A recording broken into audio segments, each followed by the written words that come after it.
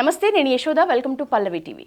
ఆయన ధర్మాన్ని పాటించే స్వయం సేవక్, మతోన్మాదులకు వెన్నులో వణుకు పుట్టించే సోల్జర్, రామ మందిరం కోసం ముందుండి నడిచిన వాలంటీర్, మన తెలుగు హిందూ పండుగల ప్రాముఖ్యతను విశిష్టతను చాటి చెప్పే గొప్ప ఆర్గనైజర్ ఎవరో కాదు, విశ్వ హిందూ పరిషత్ జాతీయ అధికార ప్రతినిధి, భాగ్యనగర్ గణేష్ ఉత్సవ సమితి జనరల్ సెక్రటరీ మనతో పాటు ఉన్నారు ఈరోజు రావి నూతల శశిధర్ గారు. సార్ నమస్తే, బాగున్నారా సార్? జై శ్రీరామ్. జై శ్రీరామ్ సార్. ఇప్పుడు హాట్ టాపిక్ మన స్టేట్లో కేవలం మార్వాడి గో బ్యాక్. అసలు ఈ కాంట్రవర్సీ మీద మీ అభిప్రాయం ఏంటి? ప్రజల మధ్యన విద్వేషాలు రెచ్చగొట్టాలనేటువంటి ప్రయత్నాలు. ఈ రోజున భారత రాజ్యాంగం ఈ దేశంలో అమలవుతుంది. అవకాశాలు అందరికీ ఓపెన్గా ఉన్నాయి. ప్రజల మధ్యన, కులాల మధ్యన, వర్గాల మధ్యన, ప్రాంతాల మధ్యన, భాషల మధ్యన చిచ్చు పెట్టి హిందూ సమాజాన్ని చీల్చే కుట్రలు జరుగుతూ ఉన్నాయి. దీనికి రాజకీయాలు తోడైనాయి. ఎవరిని గోబ్యాక్ అనేటువంటి అధికారం మనకు లేదు. ఈ దేశ పౌరులు వాళ్ళందరూ కూడా ఎంతో కాలంగా ఇక్కడ వ్యాపారాలు చేసుకుంటున్నారు. ఇవాళ రోహింగ్యా నుంచి వచ్చినటువంటి చొరబాటుదారుడు, బంగ్లాదేశ్ నుంచి వచ్చినటువంటి చొరబాటుదారులకేమో ఇక్కడ మతోన్మాద రాజకీయాలు, ఓటర్ కార్డు ఇస్తున్నాయి, ఆధార్ కార్డు ఇస్తున్నాయి, ఎలక్షన్ల లోపల వాళ్ళ ఓట్లతోటే గెలిచేటువంటి వాతావరణాన్ని సృష్టించుకున్నాయి. చూడలేదా హైదరాబాద్లో ఏ రకంగా ఉన్నదో? ఇవాళ వెస్ట్ బెంగాల్ పరిస్థితులు మనం చూస్తలేమా?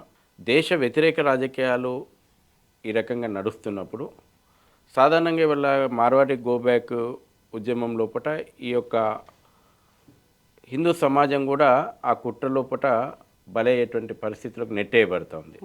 సహజంగా వ్యాపార వర్గాల లోపల ఒక అసంతృప్తి ఉన్నటువంటి మాట వాస్తవం. ముఖ్యంగా పట్టణాలు వదిలిపెట్టేస్తే జిల్లా, మండల, గ్రామీణ ప్రాంతాల లోపల మా వ్యాపారాలు కోల్పోతున్నాం అనేటువంటి అసంతృప్తి ఉన్నటువంటి మాట వాస్తవం. దీన్ని అడ్రస్ చేయాల్సింది ఎవరు? ప్రభుత్వాలు. ఈ రోజున తెలంగాణ ప్రభుత్వం అన్ని వ్యాపార వర్గాలతోటి సమావేశం ఏర్పాటు చేసి ఏ రకమైనటువంటి ఇబ్బందులు ఉన్నాయి, నిజంగానే ఇటు పక్కన ఇప్పుడు తెలంగాణ లోపల చెప్తున్నటువంటి వ్యాపార వర్గాలు చెప్తున్నటువంటి ఇష్యూలో ఏది వాస్తవం, అందరూ బతకడానికి ఉపయోగపడేటువంటి ఒక విధానం ఏంది రూపొందించాల్సిన అవసరం ఉంది. కానీ దురదృష్టం తెలంగాణ ప్రభుత్వం కూడా గడిచిన వారం రోజుల ఆ దిశగా అడుగేస్తలేదు, ఆలోచన కూడా చేస్తలేదు. అంటే హిందువులు కొట్టుకొని చావాలని చూస్తున్నారా? ఈ రోజుకైనా నేను డిమాండ్ చేస్తున్నాను ఈ ప్రభుత్వాన్ని. ఇవాళ మహారాష్ట్ర లోపల భాష పేరు మీద ఒక రకమైనటువంటి అలజడి సృష్టించారు. ఎందుకంటే మరాఠీ మీద స్థానికంగా కొంత ఆ భావోద్వేగం ఉంటుంది అక్కడ ప్రజలకు. కర్ణాటక లోపల భాష పేరు మీద భావోద్వేగాన్ని రగిలించారు. సహజంగానే తెలుగు రాష్ట్రాల లోపల తెలుగు మీదనే మనకు ఆ భావోద్వేగం ఉండదు. మీరు ఒప్పుకోలేదు సార్? ఇప్పుడు బీసీ కుల వృత్తులు నిజంగా మార్వాడి వాళ్ళ బిజినెస్ వల్లనో, నార్త్ ఇండియా నుంచి వచ్చిన వాళ్ళ బిజినెస్ల వల్లనో బీసీ కుల వృత్తులు కనుమరుగవుతున్నాయి, వాటికి చాలా నష్టం జరుగుతుంది అన్నమాట మీరు ఒప్పుకోరా? మార్వాడి అంటే సాధారణంగా అందరూ ఏం చూస్తున్నారంటే ఒక కులము అనేటువంటి ముద్రేస్తారు, ఒకటే కులం అనేటువంటి, లేదంటే మార్వాడి అంటే వీళ్ళందరూ ఒక గ్రూపు. రాజస్థాన్ లోపల మార్వాడి అనేటువంటిది ఒక ప్రాంతానికి ఉన్నటువంటి ఐడెంటిటీ. అన్ని కులాలు ఉన్నాయి అందులో. ఇవాళ పానీపూరి గోబ్యాక్ అంటున్నారు. ఎవరండి నిజంగా పానీపూరి అమ్ముకుంటుంది? అక్కడ ఆ మార్వాడి ప్రాంతం నుంచి వచ్చినటువంటి నిరుపేద అయినటువంటి బీసీనే కదా. అంటే ఇక్కడ బీసీ అయినటువంటి వ్యక్తి వేరే రాష్ట్రంలో బీసీ అయితే మనకు దూరం అయిందా? ఎక్కడ పోయింది మన సోదర భావం? ఇవాళ అన్ని కులాల వాళ్ళు ఉన్నారు అందులో. ఇవాళ నిజంగా మీరు ఒక మంచి ప్రశ్న అడిగిండ్రు. కుల వృత్తుల ధ్వంసం ఎవరు చేసిండ్రు? ఇవాళ అనేక కుల వృత్తులు ధ్వంసమైనాయి. అంటే ఇవాళ అందులో రోహింగ్యా, బంగ్లాదేశీ, ముస్లిం చొరబాటుదారులు ఉన్నారు. హైదరాబాద్ ఫుట్పాత్ మీద పోదాం పండి, ఎవరున్నారు? ఫుట్పాత్ వ్యాపారం ఒకప్పుడు ఎవరి చేతిలో ఉండేది? హిందువులు అయినటువంటి కుల వృత్తుల చేతిలో ఉండేది. ఇవాళ ఒక్కరైనా కనబడుతున్నారా? ఇవాళ పూలు అమ్ముతోళ్ళు ఎవరున్నారు? పండ్ల అమ్ముతోళ్ళు ఎవరున్నారు? కూరగాయలు అమ్ముతోళ్ళు ఎవరున్నారు? కటింగ్ షాపులు చేస్తారు, మటన్ షాపులు ఎవరున్నారు? వడ్రంగి పని చేస్తోళ్ళు ఎవరున్నారు? ప్లంబర్ వర్క్ చేస్తోళ్ళు ఎవరున్నారు? ఎలక్ట్రిసిటీ వర్క్ చేస్తోళ్ళు ఎవరున్నారు?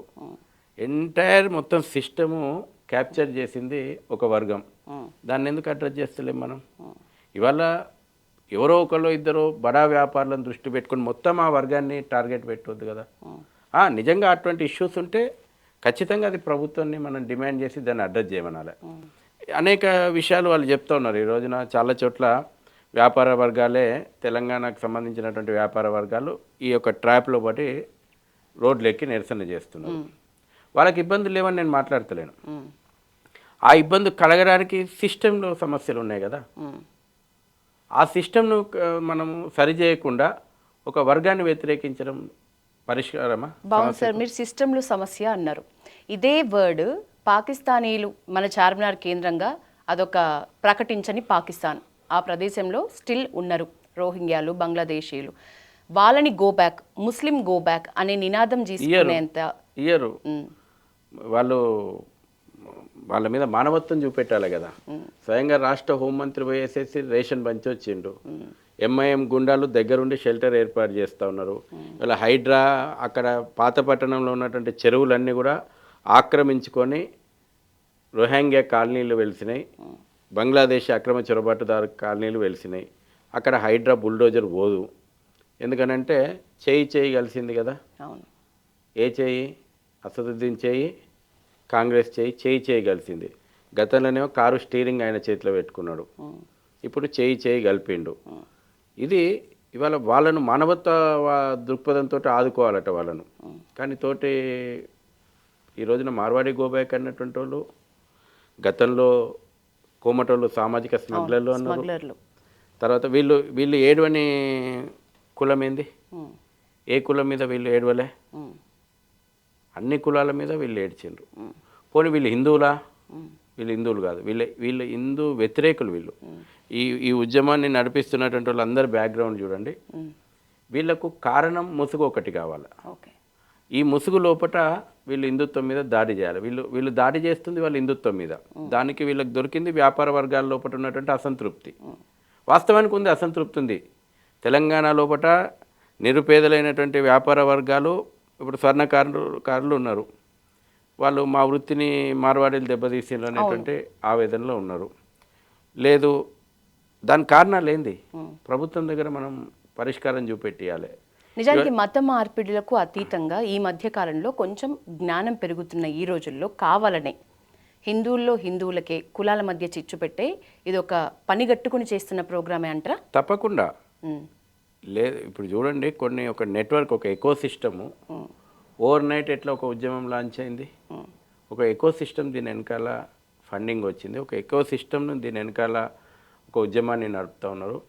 దీంట్లో వాస్తవాలు 2 రోజులు 3 రోజులకు తెలుస్తాయి. వీళ్ళ బ్యాక్గ్రౌండ్ ఇప్పుడు వీళ్ళు ఏ రోజు కూడా నిజంగా నిరుపేదల పొట్టగొట్టేటువంటి ప్రయత్నం చేస్తూ ఉన్నారు. తెలంగాణ నుంచి వలసపోయి సూరత్లో బతుకుతున్నారు. అవును. తెలంగాణ నుంచి నిరుపేదలు పోయేసేసి వాళ్ళ ముంబై వీధుల లోపల బతుకుతున్నారు. వీళ్ళు పేదలు కదా. ఇక్కడ నువ్వు తెలంగాణ సెంటిమెంట్ మీద మరాఠీ గోబ్యాక్ అని, గుజరాతీ గోబ్యాక్ అని, రాజస్థాన్ గోబ్యాక్ అని, ఇదే మార్వాడి ప్రాంతం లోపల, ఇదే ఇప్పుడు ఏ మార్వాడి గోబ్యాక్ అంటున్నావు ఆ మార్వాడి ప్రాంతం లోపల నిరుపేదలైనటువంటి తెలంగాణ వాళ్ళు ఉన్నారు ఇవాళ. ఇప్పుడు కాబట్టి ఇది ఎక్కడికి దారి తీస్తుంది? ఇక్కడ మనం వాళ్ళ మీద దాడి చేస్తే, అక్కడ వాళ్ళు మన మీద దాడి చేస్తే నిజంగా బలయ్యేది ఎవరు? నిరుపేదలే కదా. అంత తొందరగా హిందువులే ఎందుకు పావులు అవుతున్నారు సార్, మీ అభిప్రాయం ప్రకారం? ఆ ట్రాప్లో ఇప్పుడు అసంతృప్తి ఎక్కడుందో వీళ్ళు అక్కడ. ఇప్పుడు సాధారణంగా ఒక నేతృత్వం ఏం చేయాలి? జాతీయవాద నేతృత్వం ఎక్కడైతే సమస్య ఉంటే దానికి పరిష్కారం కోసం ఎతకాల. సమస్యను జటిలం చేయడమే కదా వీళ్ళ ఉద్దేశం.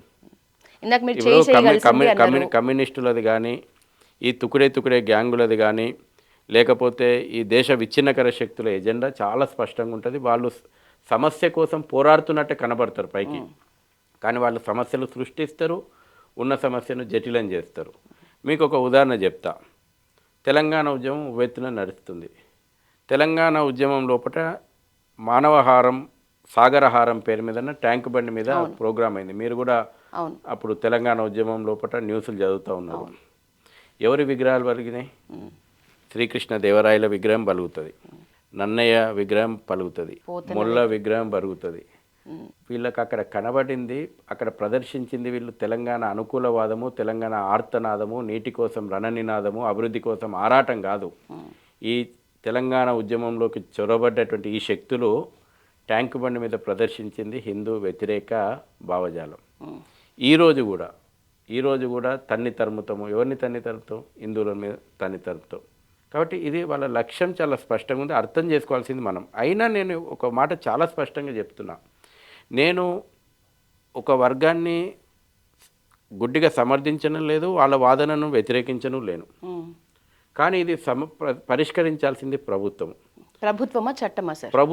ప్రభుత్వం ఇప్పుడు చట్టాల లొసుగులు, ఇప్పుడు వాళ్ళు తప్పు చేస్తున్నారు లేకపోతే వాళ్ళు చట్టా ప్రకారం నడుచుకుంటలేరంటే ఎక్కడ నడుచుకుంటలేరో దానికి ప్రభుత్వం ఒక అడ్డుకట్ట వేయాలి కదా. అందుకే అన్ని వ్యాపార వర్గాలను పిలవాలి. ఈ ఈ ఈ సమస్య ఇంకా పెద్దగా చేసి దీన్ని కుంపటి రాజేసి దీంట్లో రాజకీయాలు, వేర్పాటువాద శక్తులు జొరబడి దేశ ఇంటిగ్రిటీకి ఒక మాయని మచ్చలాగా ఈ సమస్యను మారకముందే చేసిరు. వాళ్ళు నేను చెప్తున్నాను కదా, ఒక పద్ధతి ప్రకారం ఇలా కాశ్మీరీ వేర్పాటువాదాన్ని అట్లనే ప్రోత్సహించారు. గోబ్యాక్, కాశ్మీరీ పండితులను గోబ్యాక్ అన్నారు. ఇప్పుడు ఇక్కడ కేరళ లోపల ఆ రకమైనటువంటి విచ్ఛిన్నకర ఉద్యమాలు నడుస్తూ ఉన్నాయి.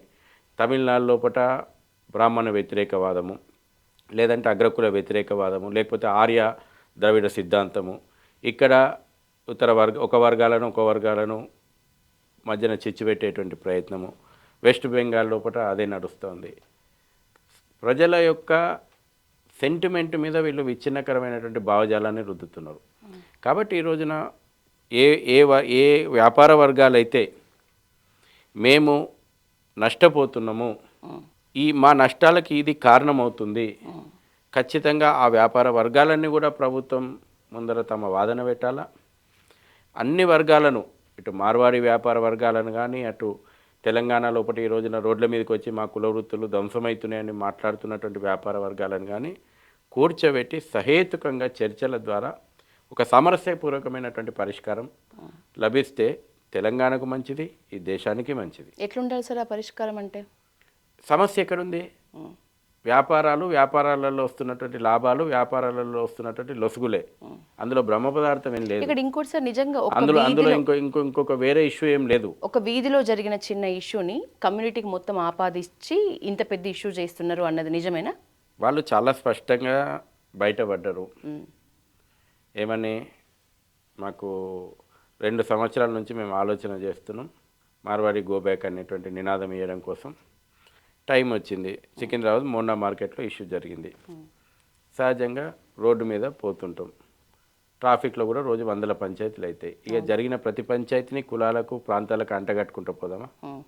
ఇప్పుడు ఇదే ప్రాంతం, ఇప్పుడు మనం స్టూడియో ఉన్నటువంటి ప్రాంతంలో దేశంలో అన్ని రాష్ట్రాలలో ఉన్నారు. రోడ్ల మీద ఎన్ని ట్రాఫిక్ గొడవలు అయితే లేవు, ఎన్ని పంచాయతీలు అయితే లేవు. ఇవాళ ప్రతి గొడవను తీసుకొచ్చి ప్రాంతాలకు, కులాలకు ముడిపెట్టి మాట్లాడితే ఎక్కడ తీసుకుపోతారు దీన్ని? కావాలని దాన్ని అగ్ని రాజేసిండ్రు. ఇందులో వ్యాపార వర్గాలలో ఉన్నటువంటి అసంతృప్తి దానికి జోడైంది. బలం వీళ్ళది కాదు. వీళ్ళు ఈ ఉద్యమం ఇంత రావడానికి కూడా, గోబ్యాక్ మార్వాడి ఉద్యమం ఇంత రావడానికి కూడా ఈరోజు వీళ్ళ బలం కాదు, ఈ విద్రోహ శక్తుల యొక్క బలం కాదు. సహజంగానే ఇతర వ్యాపార వర్గాల లోపల ఉన్నటువంటి ఒక అసంతృప్తి. దీన్ని ప్రభుత్వం అడ్రస్ చేయాలి, వెంటనే అడ్రస్ చేయాలి. ఇదేంది, ఇప్పుడు ప్రభుత్వానికి కదా ఆదాయం పెరుగుతుంది. ఒక పారదర్శకత వచ్చి ఉంటే వ్యాపారాల లోపల ఫస్ట్ ప్రభుత్వానికి ఆదాయం పెరుగుతుంది కదా. ప్రభుత్వం ఆ దిశగా ముందరికి వేయాలి కదా. సాధ్యమైనంత తొందరగా దీనికి ముగింపు పలకాల. ఒక జాతీయవాదిగా, ఒక హిందుత్వవాదిగా నేను ప్రభుత్వాన్ని డిమాండ్ చేస్తూ ఉన్నా. ఎందుకంటే వీళ్ళు అంతిమంగా హిందుత్వాన్ని లక్ష్యం చేసుకుంటున్నారు. వీళ్ళు రేపు దాడులు చేసేది హిందువులు అవుతారు, దాడులకు గురయ్యేది హిందువులు అవుతారు. దీంట్లో వీళ్ళు మంట కాచుకుంటారు, చలిమంటలు కాల్చుకుంటారు అంటారు కదా. కాబట్టి అటువంటి శక్తులకు మనం ఆస్కారం ఇవ్వద్దు. తప్పకుండా బోత్ సైడ్స్ నేను అప్పీల్ చేస్తూ ఉన్నా, మీరు మీ ఇబ్బందులు ఏదో ప్రభుత్వం దగ్గర పెట్టండి, సంబంధిత అధికారుల దగ్గర, మంత్రుల దగ్గర మీకు ఏ పరిష్కారాలు కావాలనో మీ డిమాండ్లు ఏదో పెట్టండి. కానీ గోబ్యాక్ డిమాండ్లతోటి మన కులాల పేరు మీదన, వర్గాల పేరు మీదన, ప్రాంతాల పేరు మీదన, భాషల పేరు మీదన, రాజకీయాల పేరు మీదన హిందువులు ఒకరికొరు కలహించుకోవద్దు. 42% ఇవాళ బీసీ రిజర్వేషన్లని మాట్లాడుతున్నారు, వెల్కమ్. అందులో 12% ముస్లింలకు ఇస్తామంటున్నారు. దీన్ని ఎవరు ప్రశ్నించరే? రేపు ఈరోజు గ్రేటర్ హైదరాబాద్ పరిధి లోపల కార్పొరేటర్లుగా ఎన్నికైనటువంటి వాళ్ళు, బీసీ కోటాలో ఎన్నికైనటువంటి ముస్లింలు ఎక్కువ మంది ఉన్నారు. రేపు 12% ముస్లింలను తీసుకొచ్చి బీసీలలో కలిపితే బీసీలలో రాజకీయంగా, ఆర్థికంగా, సామాజికంగా మళ్ళీ వెనుకడిగేస్తారు. ఎందుకనంటే ఈ రోజున ఓటు బ్యాంక్ రాజకీయాలు నడుస్తున్నాయి. అవును. నీవు ఏ రకంగా హిందువుల బలహీనత ఏమనుకుంటున్నారు, వాళ్ళు ఒక్కడిగా కలిసి ఉండరు, ఒక్కటిగా కలిసి ఉండరు. బీసీలు కూడా రేపటి నాడు బీసీ ముఖ్యమంత్రిని చేస్తామనే నినాదము ఈ రాష్ట్రంలో వచ్చింది కదా. మరి ఈ సంఖ్యనే ఎక్కువ ఉన్నప్పుడు ముఖ్యమంత్రిని చేసుకునే అవకాశం వచ్చినప్పుడు ఒక్కటిగా చేసుకోలేకపోయారు కదా. నిజంగా సాధ్యం అవుతుందా సార్? ఒకవేళ రాజకీయంగా ఓట్లే ముఖ్యమైతే సాధ్యమవుతుంది. కానీ అక్కడ మైనార్టీ ఓట్లకు అంత ప్రాధాన్యత ఎందుకుంది? మైనార్టీలు గంపగుత్తగా మతం ఆధారంగా ఓట్లు వేస్తున్నారు. కాబట్టి కదా రేపు 12% తీసుకొచ్చి బీసీలలో కలిపిన రోజున బీసీ రాజకీయ అస్తిత్వమే ప్రమాదంలో పడుతుంది. ఇది గ్రహించాల. దీన్ని ఎవరు మాట్లాడరు? ఏ బీసీ సంఘం మాట్లాడదు. మేము మాట్లాడితే మేము ముస్లింలకు వ్యతిరేకం, మేము మతోన్మాదులం అవుతాం. ఈరోజు చెప్తున్నాం, ఈరోజు అనేక లోకల్ బాడీ ఎలక్షన్లలో ముస్లింలు బీసీ కోట లోపల ఎన్నికైనరు. రేపు రాబోయే రోజుల లోపల మీకున్నటువంటి అవకాశాలన్నీ ఈ ఓటు బ్యాంకు రాజకీయాలే. ఈ ఓటు బ్యాంకు రాజకీయాలే బీసీలకు ఉన్నటువంటి అవకాశాలన్నీ ముస్లింలకు దోచిపెడతాయి. ఈ ప్రమాదాన్ని ఫస్ట్ మీరు అడ్రస్ చేయండి. తర్వాత ఈ రోజున ఉద్యమం ఏదైతే సహజంగా నేను ఈ విషయము 4 రోజులు మనం ఎవరం మాట్లాడుకుంటే సమసిపోతుంది అనేటువంటిది నా అభిప్రాయంలో ఉన్నా. మాట్లాడుకుంటేనే ప్రభుత్వాలు చేయాల్సిన పని చేస్తే, ఎందుకంటే ఇందులో వాస్తవమైనటువంటి ఇష్యూని మనం పక్కన పెట్టి దీన్ని అడ్రస్ చేయలేము. ఎస్, 2 వర్గాల లోపల ఉన్నటువంటి అసంతృప్తి ఏమున్నది, దీనికి ఆ వ్యాపారాలు ఒక ఆరోగ్యకరమైనటువంటి వాతావరణం లోపల పారదర్శకంగా నడవడానికి ఒక ప్రభుత్వం ఒక విధి విధానాన్ని తీసుకొని రావాలి. అందరికీ స్వేచ్ఛ ఉంది దేశం లోపల. ఇప్పుడు ఇక్కడ ఉత్పత్తి అవుతున్నటువంటి వస్తువులు పోయి గ్లోబల్ మార్కెట్ లోపల పెట్టట్లేదా? ఈ రోజున ఆదిలాబాద్లో ఉత్పత్తి అవుతున్నటువంటి గిరిజన ఉత్పత్తులు ఎక్కడో అహ్మదాబాద్లో అమ్ముతున్నారు. కాబట్టి ఓపెన్ మార్కెట్, పోటీతత్వము, ఈ పోటీతత్వం లోపల చట్టాల ప్రకారంగా ఒకరిని అడ్డుకోవడము సాధ్యం కాదు. ఇక్కడ ఉపాధి దెబ్బతినకుండా ప్రభుత్వం ఏం చేయగలుగుతుంది? ఖచ్చితంగా వినాలా, చేయాలి. ఆ రకంగా ప్రభుత్వం చర్యలు మీరు ఉపాధి వరకు మాట్లాడినారు సార్. మీరు పండుగలు, ముఖ్యంగా మన హిందూ పండుగలు, మెయిన్ కల్చర్, మన సంస్కృతి సంప్రదాయాలు మీకు చాలా అవగాహన ఉంది. మన ఈ గణేష్ ఉత్సవాలకు కానీ బతుకమ్మ పాటలకు కానీ క్లాసులు పెట్టి మరి కొన్ని వేలు ఖర్చు పెట్టి మరి దాండియా, గార్బా ఇలాంటి డాన్సులు నేర్చుకొని మన బతుకమ్మ పాటల కంటే కూడా గార్బా, దాండియా ఆటలు ఆడుతున్న మహిళలే ఎక్కువగా కనిపిస్తున్నారు. ఇది కరెక్ట్ అంటారా? ఎందుకంటే ఒక వ్యక్తి చాలా ఆవేదన వ్యక్తం చేయడం నేను చూసిన సోషల్ మీడియాలో. మన ఆట, మన పాట, మన సంస్కృతి, మన బతుకమ్మ కల్చర్ అన్నీ మర్చిపోయాం. డబ్బులు పెట్టి మరీ దాండియా కోర్సులు నేర్చుకొని ఇప్పుడు నేను ఒక అపార్ట్మెంట్లో ఉంటా. మా అపార్ట్మెంట్లో ఏ పండుగ రాని దాండియా కానీ, గార్బా, ఈ కోలాటం, ఈ స్టిక్స్ తోటి, ఈ వీటితో తప్ప అసలు అచ్చ మన హిందూ, మన తెలంగాణ కల్చర్ని ఉట్టిపడేలా చేసే కార్యక్రమాలు చాలా తక్కువ. ఇది ఎంతవరకు కరెక్ట్? అసలు మీరేమంటారు దీనిపై?